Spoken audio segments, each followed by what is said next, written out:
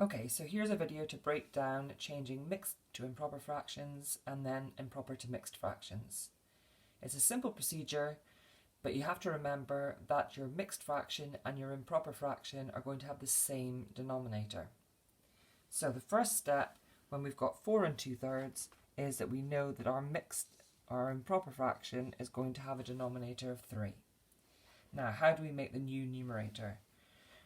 We start at the bottom and we go round to the 4 and we multiply 4 times 3, and that gives us 12. Then we're going to go from the 12 and we're going to add on the numerator. So imagine that you've got 4 whole pizzas and you're going to chop them into thirds, so you've got 12 pieces, and then you've got 2 pieces left on the last pizza, so altogether you've got 14 pieces, and so 14 is our new numerator.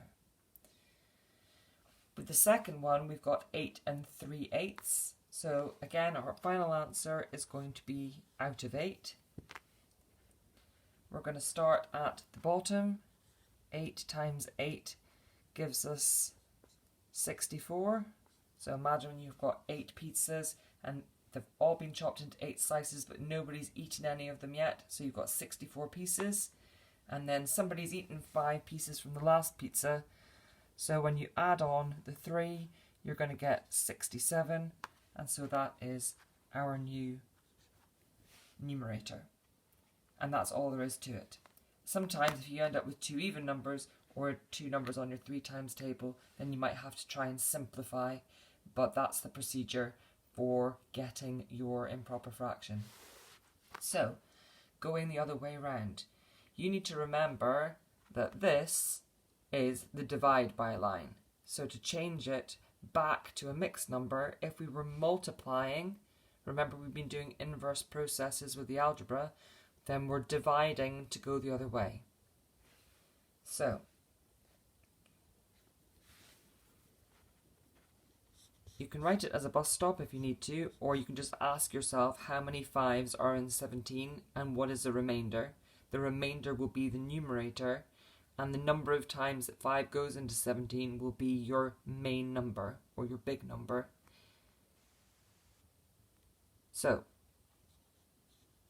how many times does 5 go into 1? No times. Remainder 1. How many times does 5 go into 17? 3 times. Remainder 2. So the answer will be 3 and 2 over 5.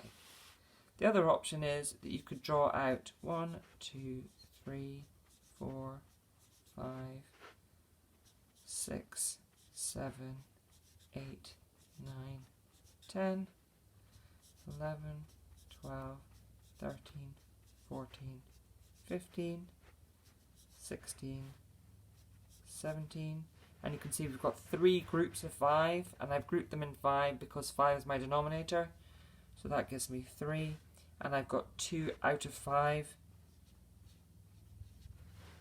left over. Now, this last example, 23 over 7, again, you could do your bus stop method. So we've got 23, we've got 7, 7 goes into 23, well, goes into 2 no times, goes into 23 3 times, remainder 2, and so our answer is going to be 3 and 2 out of 7. So if you think about it, if I've got 3 pizzas chopped up into 7 pieces, I've got 21 pieces, and then I've got 2 left over to make my 23 slices. I hope that helps. If you've got any more questions, just let me know.